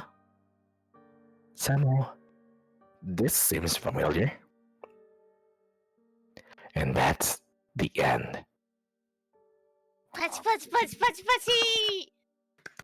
Bravo, sir. Bravo. Encore and all Mm. that. So that was the third place of our scary story writing competition. Hi. That was Nightmares by Herringar. I hope you guys enjoyed. But we're not done yet. We are not done yet. Next is the second place of our list. And can I get a drum roll, please? The second place of the VTuber Academy Scary Story Writing Competition goes to the Dark Knight for a ring for Joanne. Patchy, patchy, patchy, patchy, patchy, patchy. The Dark Knight protects us all. Hi. Congrats, Dork, on the second place. I am very proud of you, Sasuga Dork, Sasuga. You guys need to know that Dork is actually also a fantastic D&D DM. I honestly would let him run my games anytime we play. Sorry. Hi. What? Nani? No. Nani? No. It's just the first part of that sentence was very funny. Anyhow. Kohai? I'm sorry, I have to. Kohai? Sorry. We were this close to keeping this stream in the say-so zone. What the fuck? We were this close.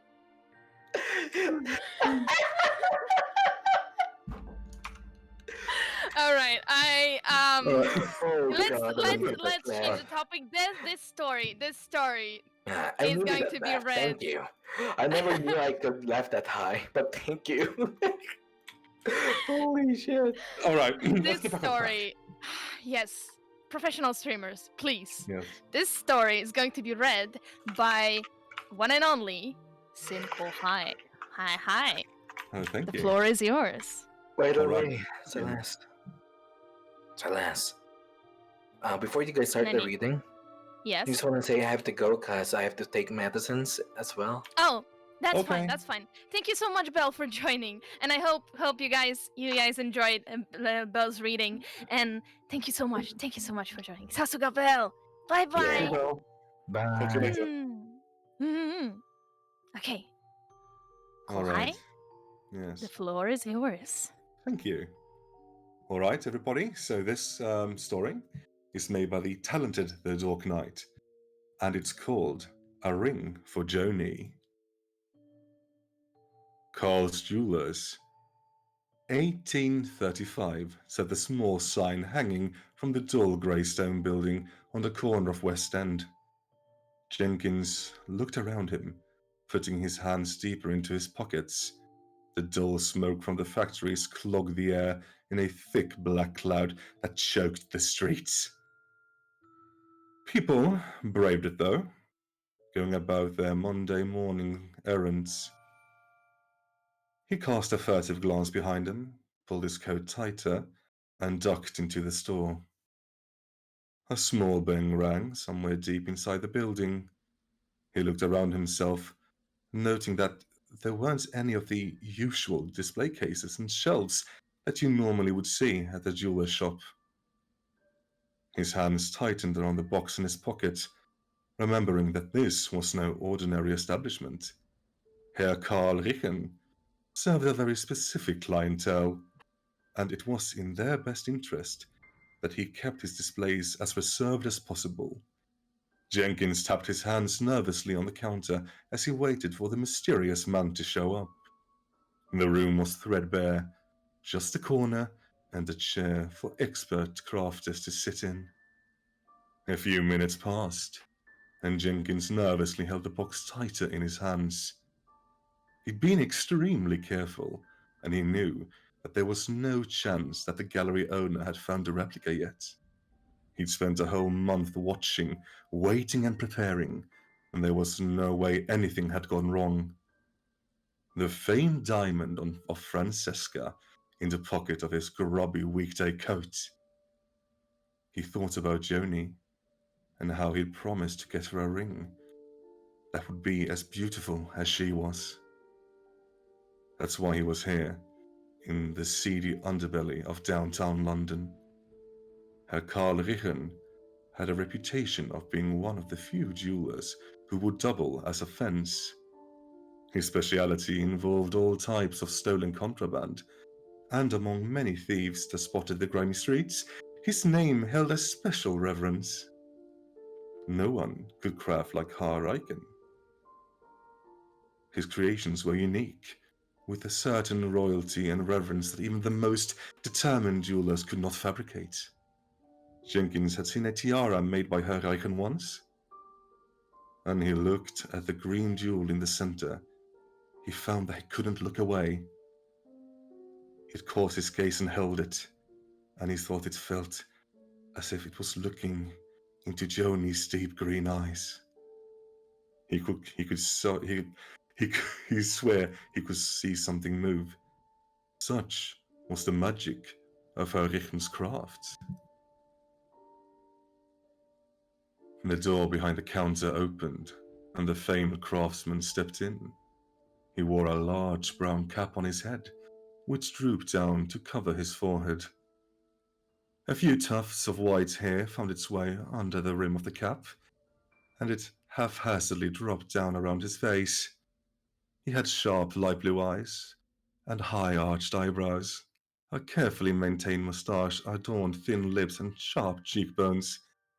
His face had a look of weathered age and wizened shrewdness to it. A true German, Jenkins thought.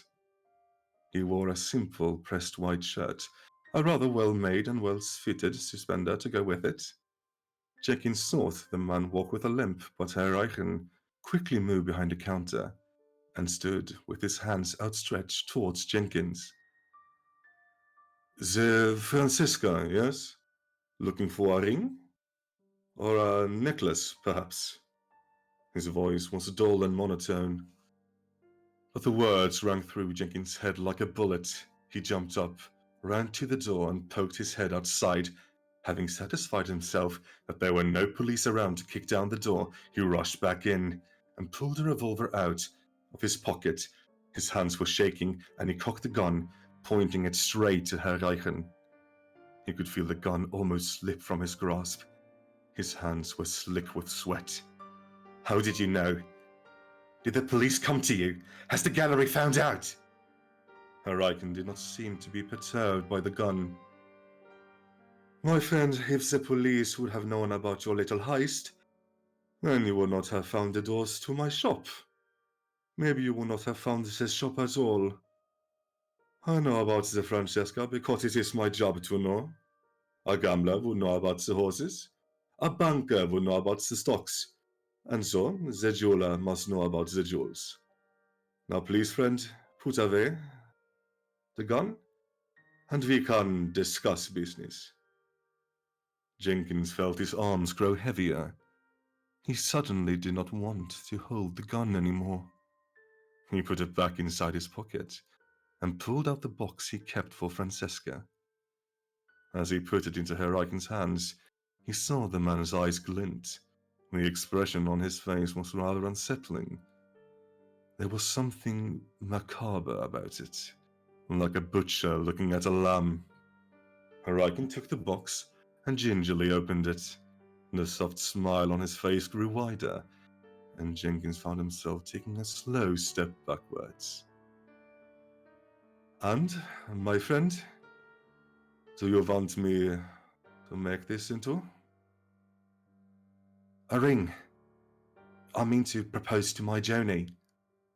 As soon as he said the name, Jenkins felt that he had made a mistake. Hurricane shut the box and looked back at him, slightly tilting his head to one side. Come back in 2 days, and I will make your measurements to fit the ring. But the crafting of it will be done. It will cost you £4,000, payment on delivery. The figure shocked Jenkins. He'd been prepared to pay double or even triple that. I'll come by in 2 days then. He knew much better than to accept a receipt for any sort of record. Good day to your friend. On the way home, Jenkins could not shake the man's smile from his head. He'd been happier when the whole business was done, and he and Joni would leave London. He had a nice sum of money put aside, and had been making inquiries to buy a house in San Francisco. Lost in thought, he bumped into a woman carrying a large stack of books. The books fell onto the pavement, and he instantly bent to pick them up. She seemed to be a student from nearby college at Arkham. They taught all sorts there, with a rather sinister reputation for encouraging studies of the occult. Often shady and mysterious figures would be seen loitering around town, and it would turn out that they were professors at Arkham, teaching historical traditions about rituals and obscure tribal practices to appease some dark, forgotten gods. May be found in the darkest alleys, conversing with all sorts of disreputable odd folk, and all engaging in all manners of bizarre behavior. The papers often carried stories of the blasphemy of teaching about the sacrifices and cannibalism, but it was obviously way more complicated than that. Jenkins didn't care to know more. She gathered all her books, and Jenkins stammered out an apology as they went their separate ways. Had he paid a bit more attention, he might have noticed some of the titles of the books. Obscure Practices, a Study of Vague Traditional Rituals, said one. He had opened it. An interesting article about a certain ritual might have caught his eye. The article describes certain cults and cabals who would sacrifice undesirables and would carry out a ritual to appease some unnameable terror, binding their souls in various mundane items. Jewelry sometimes. The article said that jewelry would stand out from the rest. It had no equal across the world. Another book was titled Tracing the Occult Through the Ages. It was a study on how families that were known for witchcraft or being involved with the occult would often change their names frequently and become nomadic to avoid police scrutiny and suspicion. Matheson to Mason, for example, or von Richten to Riken. If Jenkins had seen any of these, he might have had second thoughts about the shop he had just visited, and its strange proprietor. But Jenkins did not stop to read the books, or even their titles. He hurried home and kissed Joni to chase his jitters away. By night, he'd mostly gotten over his fears, and the truth of what he had done hit him. The great Francesca. And it had been so easy. None of the guards had been paying attention. By some miracle of God, and the gallery was several months behind their payments to security company, so several of the cameras and alarms were switched off, merely there as a deterrent, but serving no actual purpose. Jenkins had been lucky. Extremely lucky. If he thought a little more about it, he might have realized that his luck was unnatural, impossible even. As soon as Jenkins had left the shop, Herr Reichen, called by his proper name, Karl von Reichten, hung up the close sign and went downstairs to the basement. The cold, damp stone walls were old, much older than the rest of the house. He put the box on the work table and carefully removed the diamond from inside it, placing it gently on a soft cloth laid out on a small work table pushed up against the wall. He then pushed a 4-digit sequence into a small metal safe built into the wall. The door of the safe sprung open without a noise, and von Richten reached inside and pulled out its content, laying 3 items on the workbench next to the diamond. He picked up the thick black robe and pulled it over his head. When he pulled up the hood, it covered most of his face. He then picked up the small, curved ceremonial dagger and the old dusty book, and holding each in one hand, approaching the largest stone altar in the middle of the room. The anesthetics were just beginning to wear off, and the boy was groggily coming to his senses. Good, good, von Richten thought. The process worked much better when the components had their senses about them. Von Richten checked the restraints tying the naked boy down to the altar. He seemed satisfied that the restraints were strong enough. He looked down at the boy, a wide smile going ear to ear. It's come, my boy. Finally, the Francesca. Finally, your purpose will be fulfilled. It will be a thing of beauty, and you will be remembered forever. He gripped the dagger tighter, his finger running the long familiar runes inscribed into the hilt. He gingerly opened the book to a marked page and took a deep breath. The boy's eyes were wide open, and he was struggling against the restraints. He shouted for help, pulling wildly. It's no use, my boy. These walls was built for a purpose. The only one who can hear you down here is me. He smiled wider, his teeth softly reflecting in the light of the dancing flames in the scones adorning the walls. So, Timmy, what should we start with? The morning of their marriage, Jenkins and Joanne had been reading the paper together. A particular article had caught their attention. Local boy missing, it said. 6 years old Timothy Halbert, picture attached, has been reported missing. Last seen a week ago playing with his friends near Western 2nd. Citizens are encouraged to step forward with any information to his whereabouts. Poor boy. Wonder what happened to him. Hush now, dear. It's not for us to worry about. Today is about us and the rest of our lives. I know, darling, but I can't help but wonder. What might have happened to him? Jenkins reached into his pocket, nervously feeling for the ring. Yes. What indeed? There we go. I'm sorry, I messed up a bunch of times. I'm sorry. No, you did well. You did my well. mouth is getting dry. Ah. Oh, me. Hey.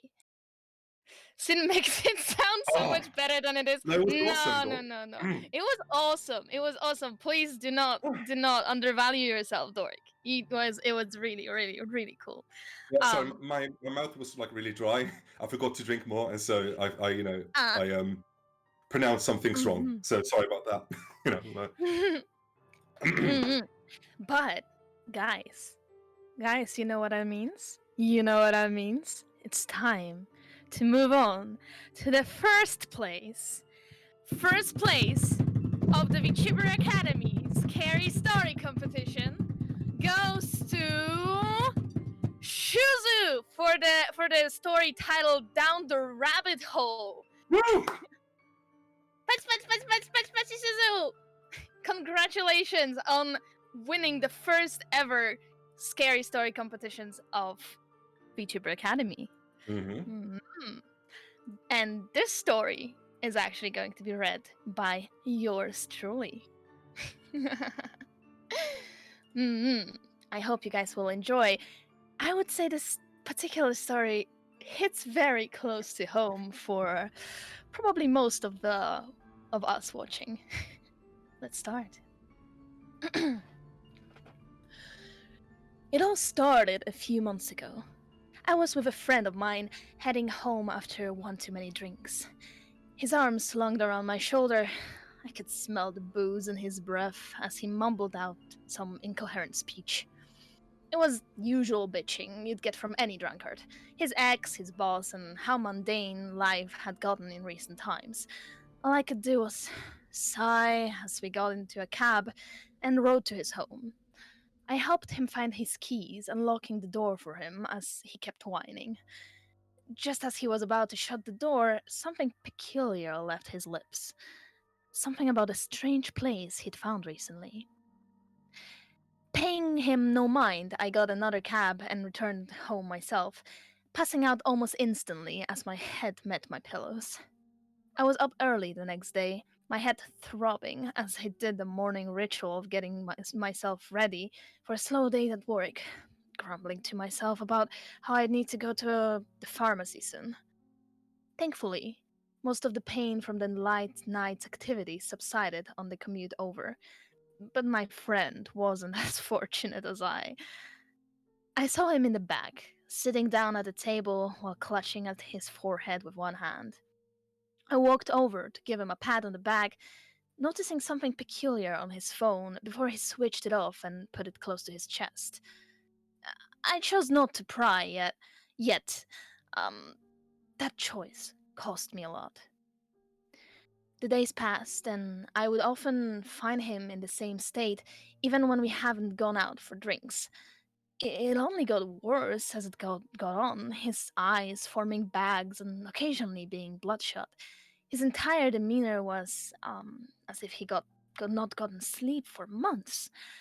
It got to the point where he'd have fights with the boss, all while keeping whatever was on his screen a secret from everyone at work. Was it some kind of new virus? One day out of the blue, he just didn't arrive. I talked to the boss, not getting much except for the fact that he just resigned just last night. Why didn't he tell me? Why he'd just leave? And what was up with that thing on his phone? Unsatisfied with how things were, I rushed over to his house to find out the answers myself. It was locked when I arrived, but it did seem like he was home. I gave him a call. No reply, save for a text that said to let myself in with his key. I looked at it with cocked eyebrow for a moment before I heard a window open and the clattering of his keyring on a pavement beside me. His house was eerily silent, the air still and chilling, despite the summer weather outside. As I made my way into his room, I could hear his muffled screaming from the other side of the door. I felt my hand twitch slightly as my fingers reached out for the doorknob. It was locked, but thankfully my disturbance caused the screaming to stop. I could hear footsteps walking closer to the door as I reflectively took back a few steps. It swung open to reveal his disheveled face, tossed hair, bloodshot eyes, and the expression of someone that had just been rudely woken up. He looked at me as I stared him in the eyes, grunting and grumbling as he walked past me and headed to his bathroom. Curiosity got the better of me, so I entered his room that he left open. The first thing that caught my attention was what was on his screen. It was odd, and I could hardly believe it myself. It was a dark and dead forest landscape, trees that withered and were close to falling apart, grass that had dried up and gone pale brown color, and not a soul inside, save for one. It just looked at me, staring at me with its cold, dead eyes, crimson irises, pale white skin, and fiery orange locks, all contained in a white suit emblazoned with gold trimmings. Its wry smile invited me, drawing me closer and closer to the screen until I could practically touch it. All I heard was my friend's loud voice from behind me before my memory failed me. The next thing I remember was waking up back home, my eyes burning, even after sleeping for who knows how long. I tried to contact him, but I came to find that my phone had run out of battery. Upon charging it, I noticed that whoever or whatever that was on his screen was now on my phone's. Disturbing as it might be, I couldn't find it in myself to get rid of it. Why couldn't I get rid of it? That's beside the point now. I decided to go to his place again after my shift, entering his home after he let me in, telling me to make myself at home as he was out shopping. Once again, I was looking at that creature, except this time I was alone.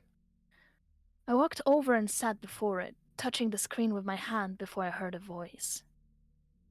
I had no idea where it came from, but it was foreign to me. Yet I couldn't get myself to leave my spot.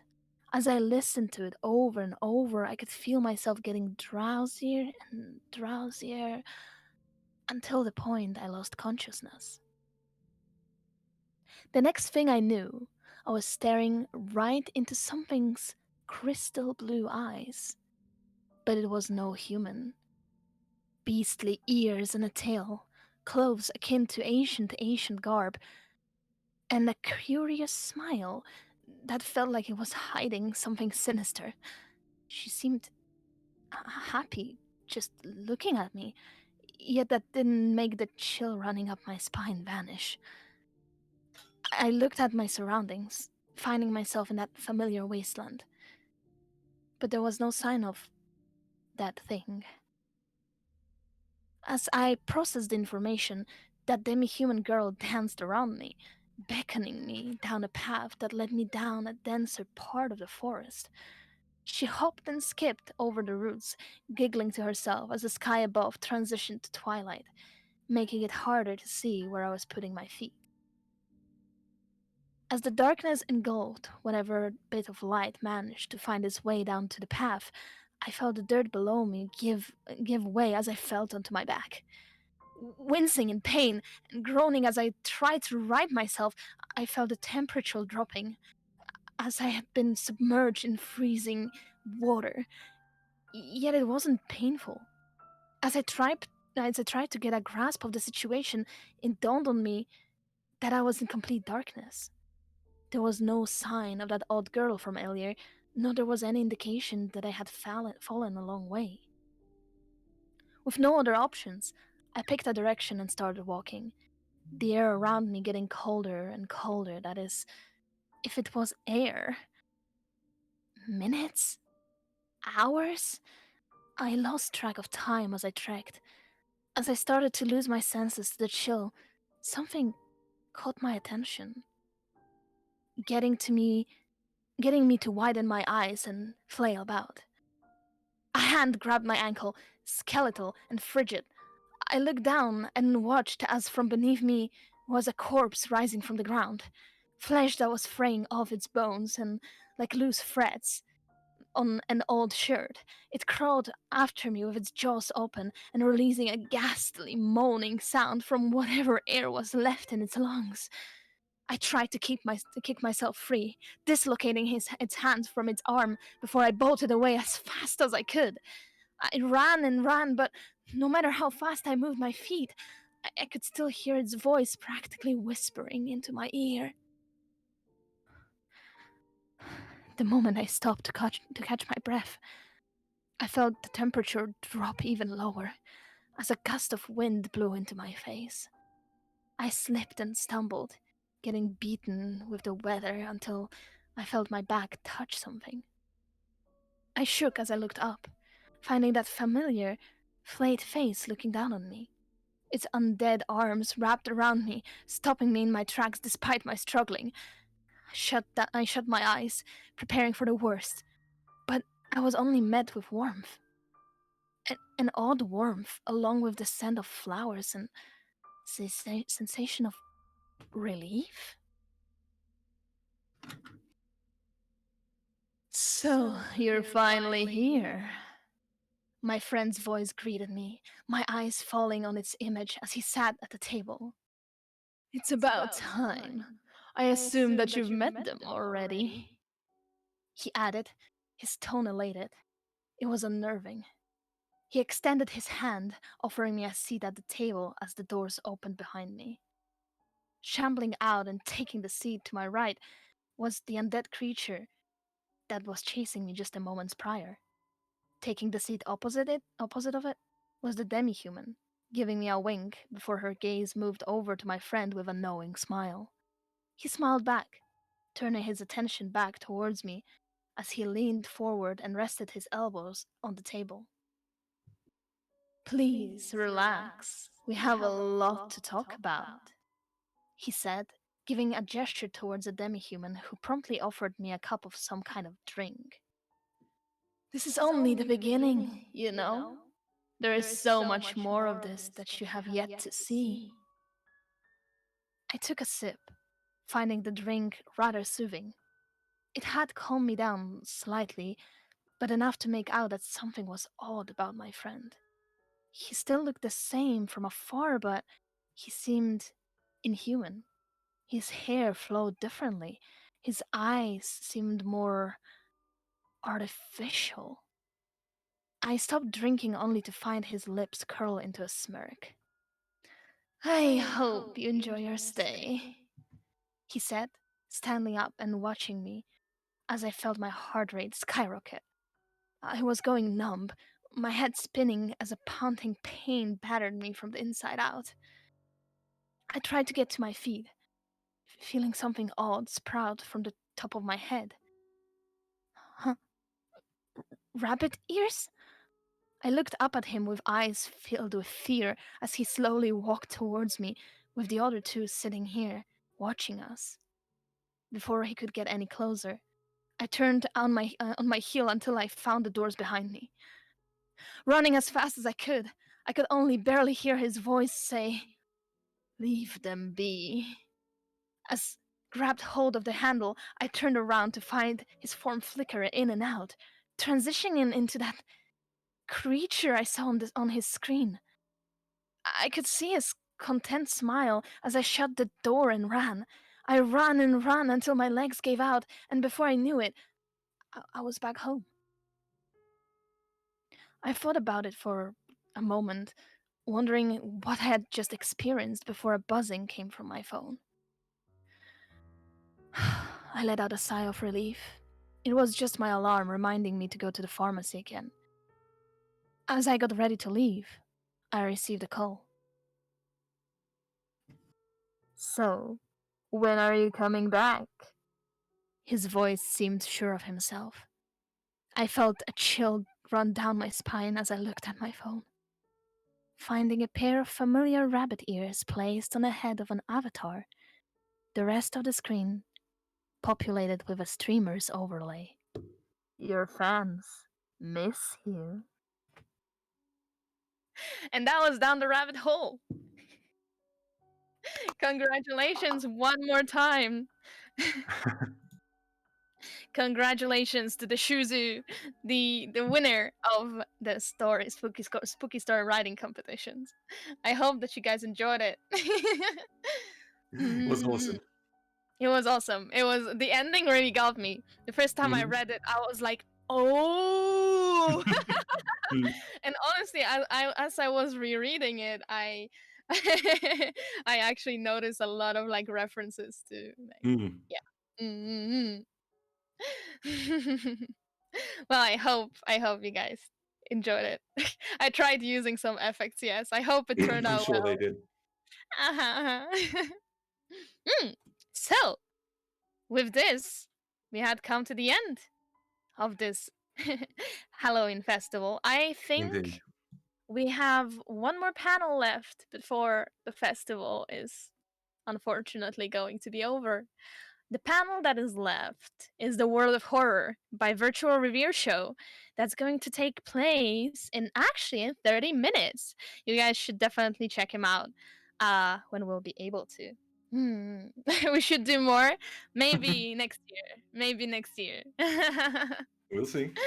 We'll see how it goes. Hi. But for now, I would ask our fantastic backstage crew to rate someone. Are we gonna rate someone? I think we are. Mm-hmm. Tsuneko, my trusty backstage crew. Are you in there? Are you there? Who are we rating today? Mm-hmm. Suspense. Let's see. Suspense. By the way, before we go, while Tsuneko is okay, we are going to rate Water Lily. But while the raid is going to happen, I am going to mention that the background for our stream was made by amazing Karu the Owl, Karu channel on Twitch. You should check him out. He's great. He's a great owl tuber, a great graphic designer, as you can see from our background. And yeah. Today's hosts were me, Inoue Celeste, Belle, that needed to go early, and of course Sasuga, Sin Kohai, Sin Pagan. All right. Thank you, dear senpai. Always a pleasure. I hope we can do it again sometime. Absolutely. All right. Are we ready to raid? I was just going to say, the amazing backstage crew, of course, and the broadcaster, Tsuneko. Everybody loves Tsuneko. Tsuneko, that's cool. All right. Let's raid. All right. Take care, guys. Take care. Bye.